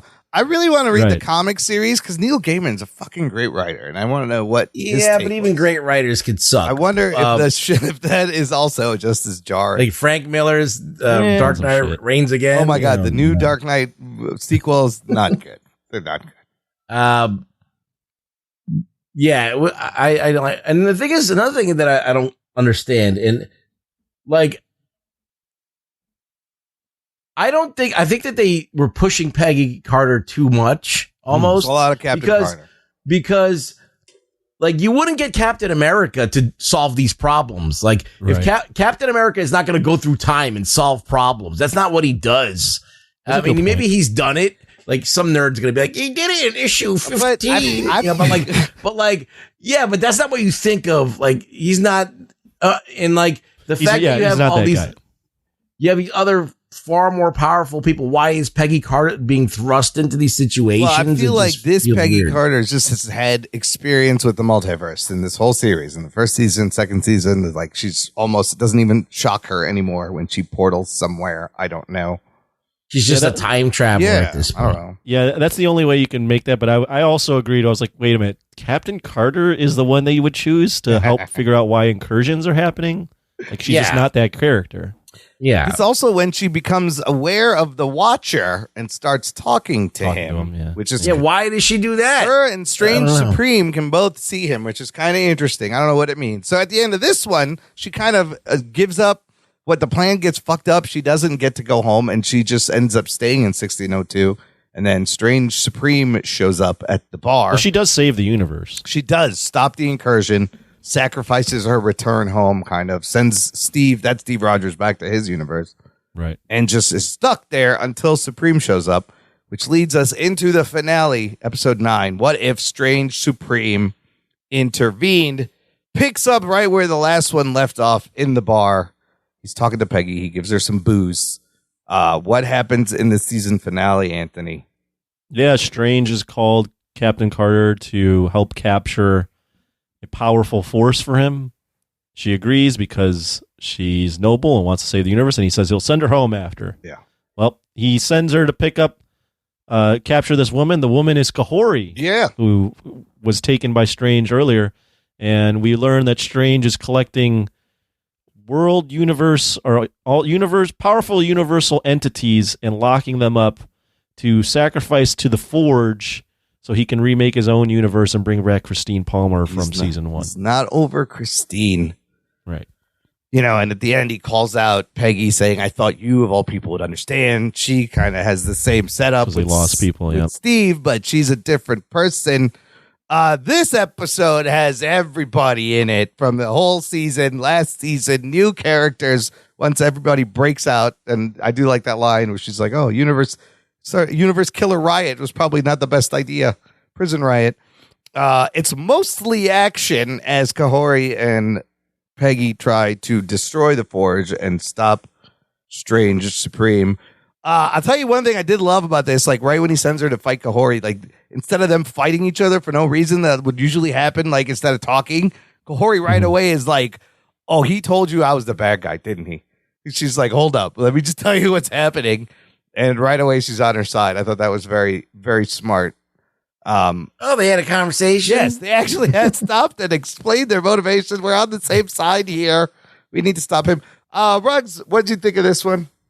This was all right. I like this one. It was at least it was like there was a big to do, and Doctor Strange is always a badass in these. Like what is he? Strange Supreme. Strange Supreme. He's like the evil one with the evil lurking inside. Remember, of him. he sucked in all those multi-dimensional monsters. Yeah, so he starts coming apart at the end, and you start seeing like all of his dark forms. It's pretty cool. What do you think of this, Anthony, and all the crazy characters we saw? I liked it. I almost thought we could have seen even more like of the crazy villains and stuff that came out. Yeah. But I did like it. I liked Killmonger being released, and then he had the Infinity Stones, and she had Peggy getting a hold of the Infinity Stone suit, and it was just fun. It was just a fun episode with 2 seasons now, plus all the Marvel stuff we've seen in the past. Like they were just building upon that to create a fun episode where you see a bunch of different characters fighting with each other, but then also the through line of like, we're going to make this revolve around Captain Carter. We're going to make it revolve around Strange Supreme because those are 2 of the characters we really like in the first season. Yeah. Obviously, the Watcher's there.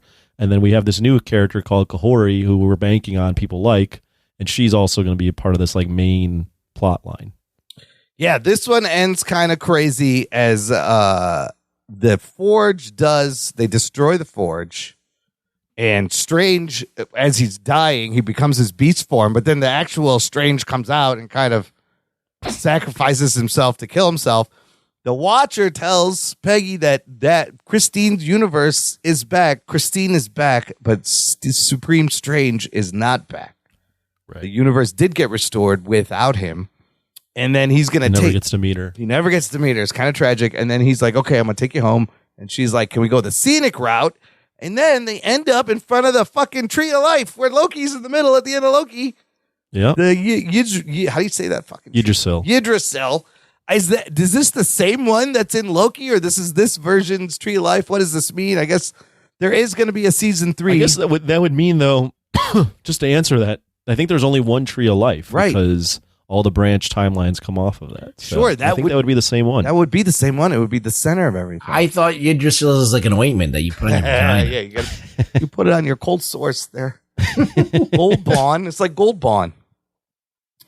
Gold Bond is like the stuff that like is you can get in store. Yggdrasil is like the stuff you gotta get prescribed. Yggdrasil now over the counter. Ask your local Yggdrasil is like you go to the pharmacy and you get it. You go and you just like don't say anything as you give it to the pharmacist, and you're just like, I'm you hope having that a they green discharge. What do I do?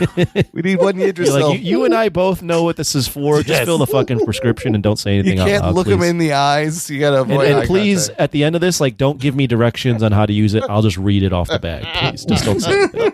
No, I don't have any questions, pharmacist. Yeah, I don't have any questions. Give me the fucking thing. Get out of here. Any questions? No. Forget this happened. This is embarrassing. Don't forget to apply. Get the fuck. Shut the fuck up.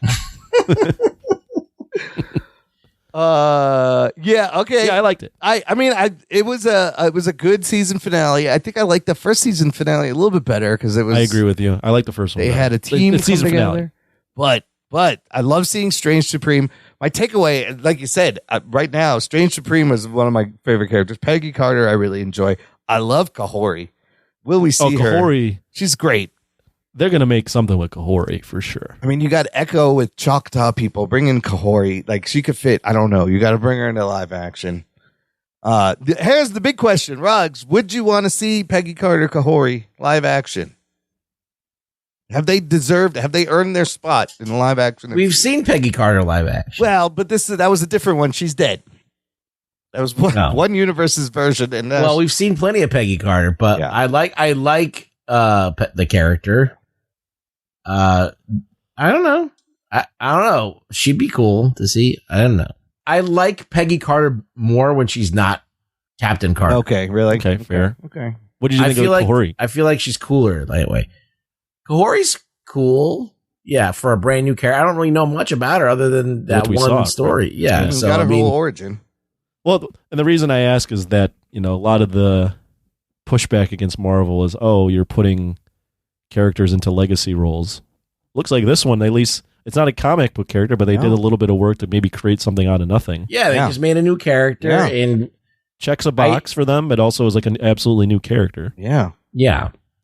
Yeah, that was ambitious and just she does portals. Yeah, which is portals, that's gonna come in handy. And she runs really fast and she can shoot blue shit from her hand. Like she seemed pretty powerful. Like both of them were giving Supreme a run for his money, and he's very powerful. Right, but like so they get their powers from the Tesseract. They don't which age. Is the blue I think stone. they don't age now, and they don't age. But like, is there like the thing that kind of made me weird on the whole Kahori thing is that didn't like a bunch of people get the same powers as her? Yeah, her whole tribe. Well, the people that they all disappeared. got it, but I think they did. I think, but she's like the most powerful. It seemed like. But you're right. They think they all can do it.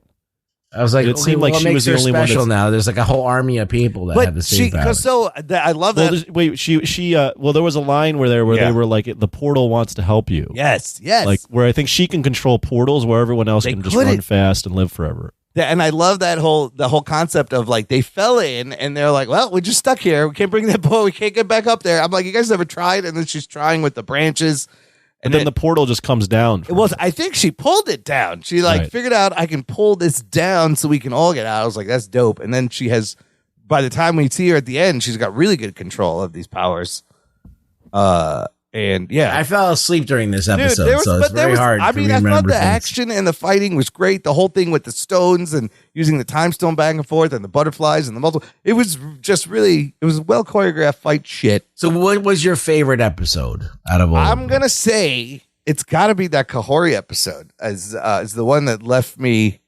I like the Kahori. The Kahori most- or the Hell of Finding the Ten Rings were my two favorites. I think what would be my second? Oh, I don't know. I really liked the Grandmaster and the Die Hard one. But the Kahori one was different. It was special. It was ambitious. What about you, Ruggs? What would be your favorite? I don't know. It's been 2 weeks since he saw it. I don't know. I mean, I like the Kahori one, but I fell asleep during it. I remember the Hela episode more vividly, and the Nebula episode more vividly, and the Peter Quill episode more vividly than everything else. And then so I think that those three, the Nebula, Peter Quill, and the Hela ones are the ones on top that I remember the most. So if I remember them, that means they're memorable, but I was able to retain it. The Happy Hogan one was actually kind of funny, and the Purple Hulk is memorable. And everything else is just kind of like okay, and then I just hate the one in 1602. See, my least favorite is the fucking first one, is the Nebula one. Like, I think that I'll put that at the bottom. What's at the bottom of your list, Anthony? See, everybody's list is different. This is what's kind of fun about mine. this. I think I don't really. The Iron Man one is fun, but that's the one I like least remember. So I'm gonna have to go with that. It's so crazy. Like I said, all these lists are all different, and everybody comes away. So that's great that they could do that. I will give them credit for kind of having fun, and the animation it looked good. Voice acting was good. There will be a season 3. There is a clip. Did you guys check out the clip? The season 3 sneak peek. Oh no, there was a clip. Yes, it is an episode. It's a clip featuring the Red Guardian and Winter Soldier in a car, kind of evading the police. They have some good chemistry together. I think that's a good pair. But there's definitely going to be a season 3, and I don't know if there's going to be more, but there will be a season 3. So watch the clip later. It's fun. It's David Harbour. Okay, and Sebastian I have a great Stan. what if. Yeah, what would you do? What's your what if? What if Peter Parker had an Uncle Ben that died? Oh, that would be great. Show us that. They haven't done that yet in the MCU. They just didn't even mention the fucking guy. I don't even think there is an Uncle Ben. They did it with the Aunt May. It's fucking crazy. What if they followed the comics? No, I don't know. Imagine that was the only representation was in a what if episode. And we're getting to see Uncle Ben and Madam Web. Don't forget. A young Ben Parker. It's going to be very strange. Doesn't make any sense. Okay, let's do some news from the nation. It's time for news from the nation. It's time for news from the nation.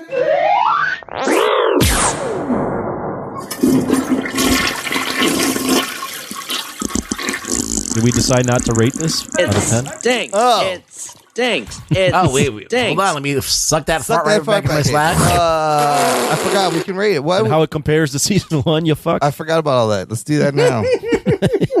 Hey, Ryan wants to go to bed. I mean, Anthony. Give me a number. And did you like it better or worse than season 1? We're still talking about I liked it better than season 1. Oh, you did? Huh. I did. I thought this season was more fun. I thought the allegories to real or the copying of real movies and stuff was fun. I thought they had more fun with the concept. I would rate it a 7.5 out of 10. I don't remember what I rated season 1, but I liked this. I don't think it ended as fun as the first one with the Guardians of the Universe, but I had more fun with the individual episodes. Okay, interesting. Ruggs, what about you? I found myself whelmed, and that's about it. And so I'm going to give it a 6.5. Okay, I liked it about it. I think that Doctor Strange episode from last one is better than all of these episodes. So that one is the standout of the first season. The Kahori one is the standout for me this season. It's about even for me. I kind of like both seasons the same, and I would probably give it a 7.5 as well. Yeah. There's that Doctor Strange episode still, but then the payoff of that in this season is kind of interesting, where he just couldn't let it go, of course, and now we don't know where he is. So, I liked it about the same as the first season. It's fun. There you go. It's a fun time. Is it hard because does it mean anything unless they bring somebody in live action? I guess it just really works one way, from live action to this playing with it. Does that diminish the enjoyment because it's a what if for anybody? Oh, does it because it doesn't mean anything? Yeah, does it mean anything? I wanted to kind of. I don't think it's supposed to really mean anything. I guess not. It's a what if. Yeah. I think a what if could be great if it gives you something about the character that you never thought of, and you're like, whoa, that'd make a great story. Yeah. And maybe that could be the impetus for either a new character or for an arc that comes down the line. Something. So they kind of did that in both seasons. That's what they're doing. So yeah, I think it's a good take on it. Okay. Well, we're doing news from the nation. That's right. I'm not going to replay all the shit. Fart again. It stinks. We get it.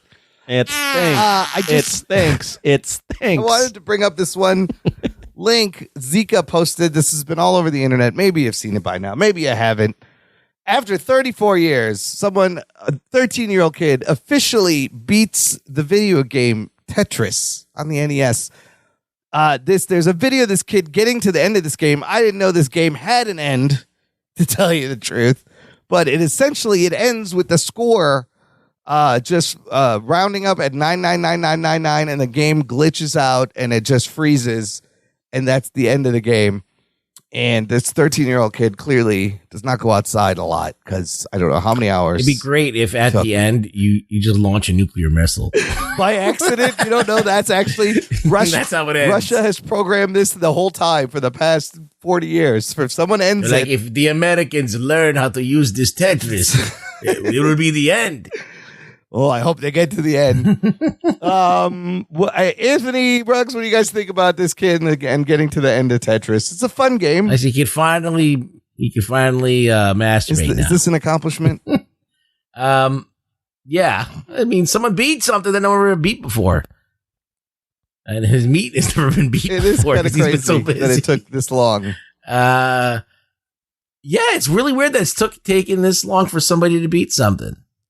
I don't think anybody like Tetris, tried, though, for a while. I didn't even know you could beat Tetris. I know. I didn't think this game had an end because it gets so fucking fast. The higher up you go, he maxed out at like level 157 or something. Didn't you watch the Tetris movie? Yes. It's very good on Apple TV Plus. It's the story. They never said that somebody could beat it? No, unbeatable? They didn't really... I don't think they ever mentioned that, but it is this... We made this game. It's unbeatable. It will launch a nuclear missile from Moscow if you get to the end.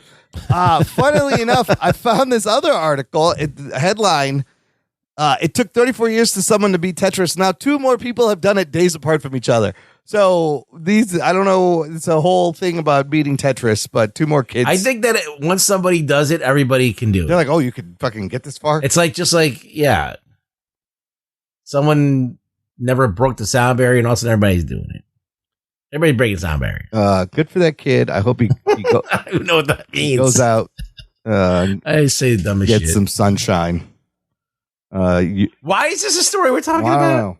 I don't know. David Zika put this it is in there. one of the more random things we've put in here. David Zika posted it, and I was like, I didn't know Tetris had an end. So, yeah, it does. Okay. Anyways, let's finish up with what are we watching? You guys, caught up on Monarch?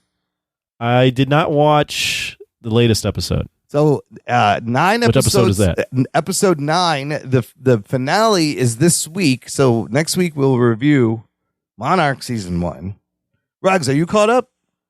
Yes. I'll tell you what. Do you want to do Monarch and then push Echo the week after, or do you want to do both in the same I figure show? we just do both in the same show. All right. Get it done with. Okay. We could do both. We're gonna do both. That comes All out right. too.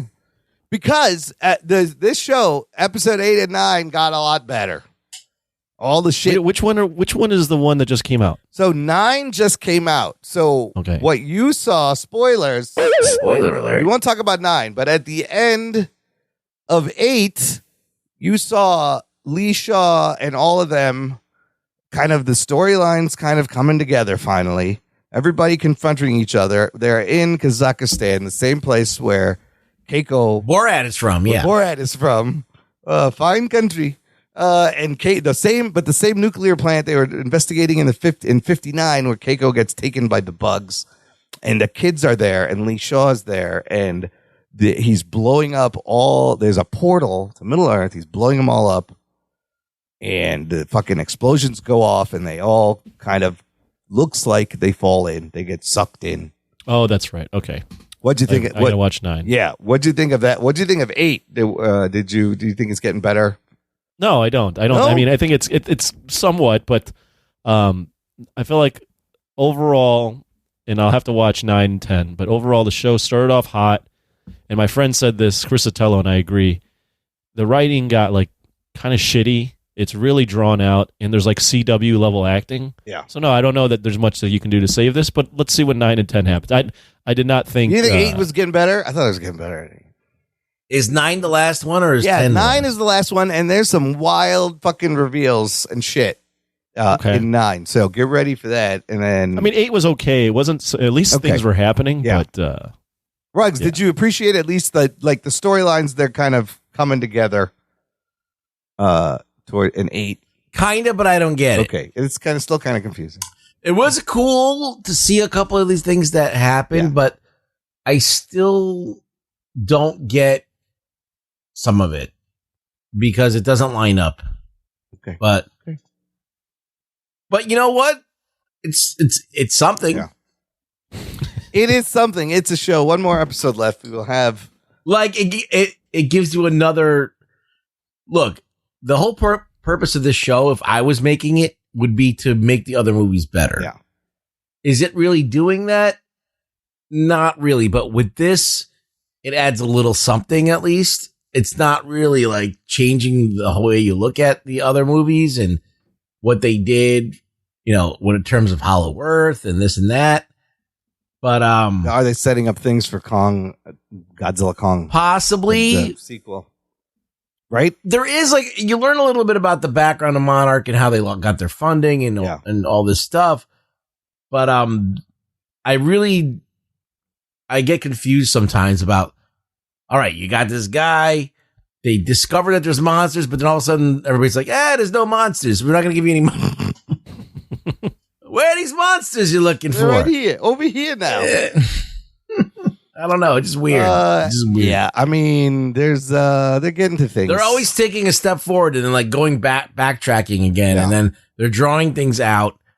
We're focusing on characters that we don't. The only person that you need in the show is Lee. Yeah, both time periods, and any of the people from the 50s time. Yeah. You don't need any of these other people. In this show, really. Yeah. No. Yeah, because we already it's know what implausible. happens. Yeah, It's like and plus they have to do so many writing gymnastics to make to make it possible for these 3 people to be involved in the story. Like there's no way these 3 fucks who've done no Monarch research are now traveling the world and being the best assets Monarch has. Yeah, that's crazy. They're experts. They get in the way, if anything. They just wrote it that way. They're like, I guess you're the best. Yeah. Right. In reality, they'd be locked in a jail somewhere and never to come out. Right. Like the whole when they had to bribe Monarch and they're like, we solved this and we found Lee in a week and Thanks you guys to have been us. looking for years. And it's like, well, you found Lee in a week because they wrote it that way. Like it Well, wouldn't. the This fact isn't that- possible.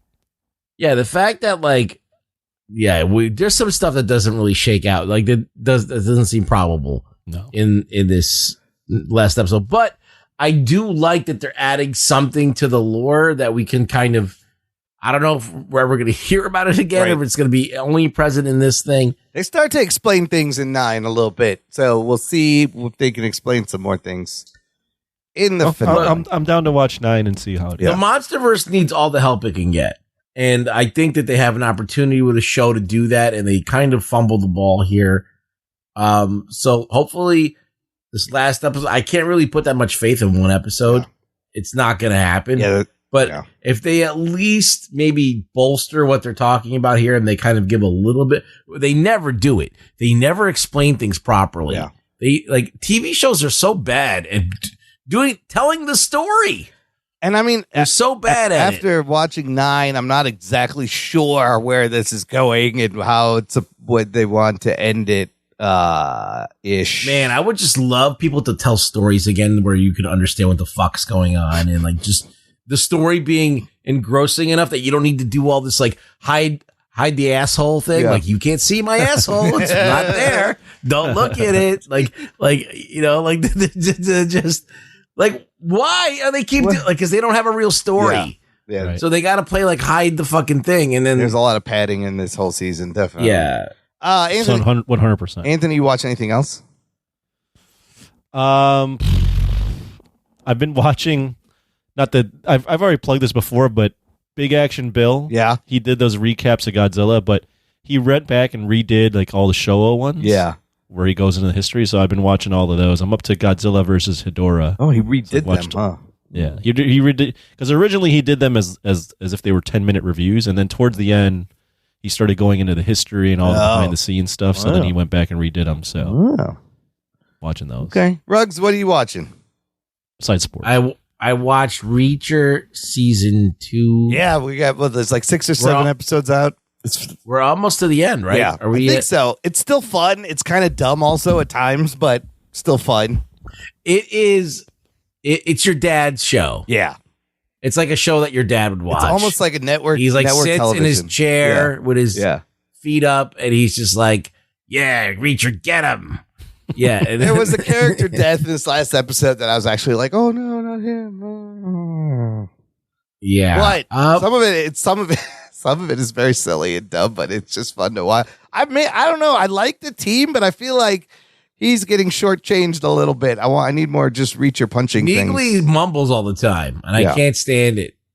Need less guns with the Reacher and more punching with the Reacher. That's what we came to see.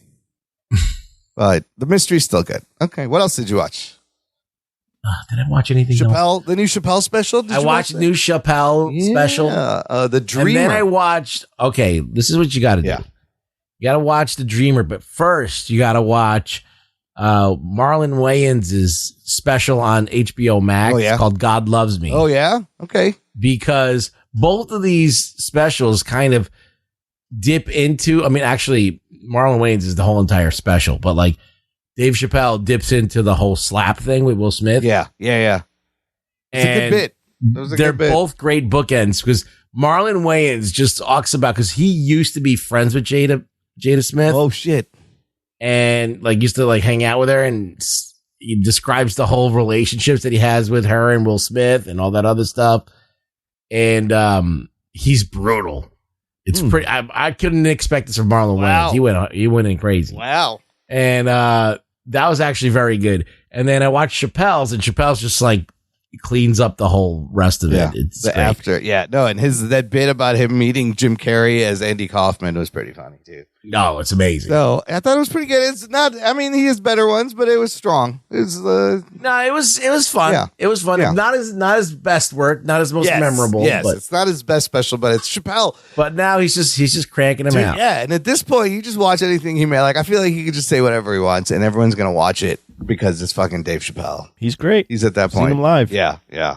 So I would recommend watch The Dreamers. It was not nominated for a Golden Globe. Ricky Gervais' special won the Golden Globe for best stand-up. First time they had that category. So you want to know what else I watched? I watched an old movie. Oh, a classic. V for Vendetta. Oh, fucking good movie. Yeah. Nothing like the novel. I mean, not like the last half of it is nothing like the graphic novel, but fucking on its own, it's still a good movie. Did you ever watch that? You know what? V for Vendetta? I still haven't seen that. I've never seen it. And I keep meaning to watch it. And I have the book too. I wanted to read the book. The book is good. And then watch really, it. really good. But this is like a nice little bite-sized version of, well, I think that they're both very English properties because, Alan Moore is English and shit. Yeah. So they're very from the viewpoint of being English, but like they tried to Americanize it, I guess, a little bit. Like even though they're talking about England, they're using like American like stuff that Americans can recognize, like right-wing politics and religious fanaticism and ultimate power, controlling people, like oppression. Yeah. And then you got the guy in the Guy Fawkes who's like trying to alert people, like wake up, like get the fuck up out of this shit. Like, don't let these people control you. And it's fucking. I love this movie. I mean, I've heard a lot of people say that like the message kind of still holds up right now, even more so. Yeah, it does. I feel like it's not like a 10 out of 10, but it's definitely, I would say, 7.5. Fuck, I gotta watch it. Yeah. Yeah. 'Cause I see it all the time. I'm like, fuck, I gotta watch this. I just never get around. Natalie Portman's in it. Yeah. She does Yeah. great. Yeah. She does a bitter British accent. Yeah. And there's like a mystery. Some people will think it's a little slow, but I enjoyed it. All right. Well, look, next. It's on Netflix. It's on Netflix right now. Yeah. We get ready for next week, listener, which, like we said, Monarch season finale and Echo, all 5 episodes. That's what we're doing, fellas. Wow. We're just gonna knock them both out. Wow. And it'll be a great time. Ruggs, where can the listener find you online? You can find me online at the Jock and Nerd Nation only. He's exclusive now to the group. You can still find me at Really Rug Boy on X, but you probably get a better shot at hitting me up at the Nation. So, Jock and Nerd Nation on Facebook, motherfuckers. Join it. Anthony, where can the listener find you? What strange promotion does your gym have this week? Oh, you know what? This week, I don't know where you're going to be able to find. I'm going to be getting a new car, so you can find me at a dealership. Oh, snap. Whoa. Good luck. Jesus. Yeah. I'm going to be leasing, so, Oh, you're leasing. Okay. Oh, that's exciting. You can switch it out like every year. Switching it out. That's where you can find me, at your local dealership. That's all right. You just got to figure out which one, and you'll find him. Most important thing you can do, listeners, share the show, spread it around. Thanks for listening to the Jock and Nerd podcast. My name is Imran. My name's Anthony. He's the Jock. He's the nerd. We'll peep you next time. Thing I offered you a chance to be a cop, and you blew it. Sometimes it may be good, sometimes it may be shit. Gentlemen, this is Democracy Manifest. Jock and Nerd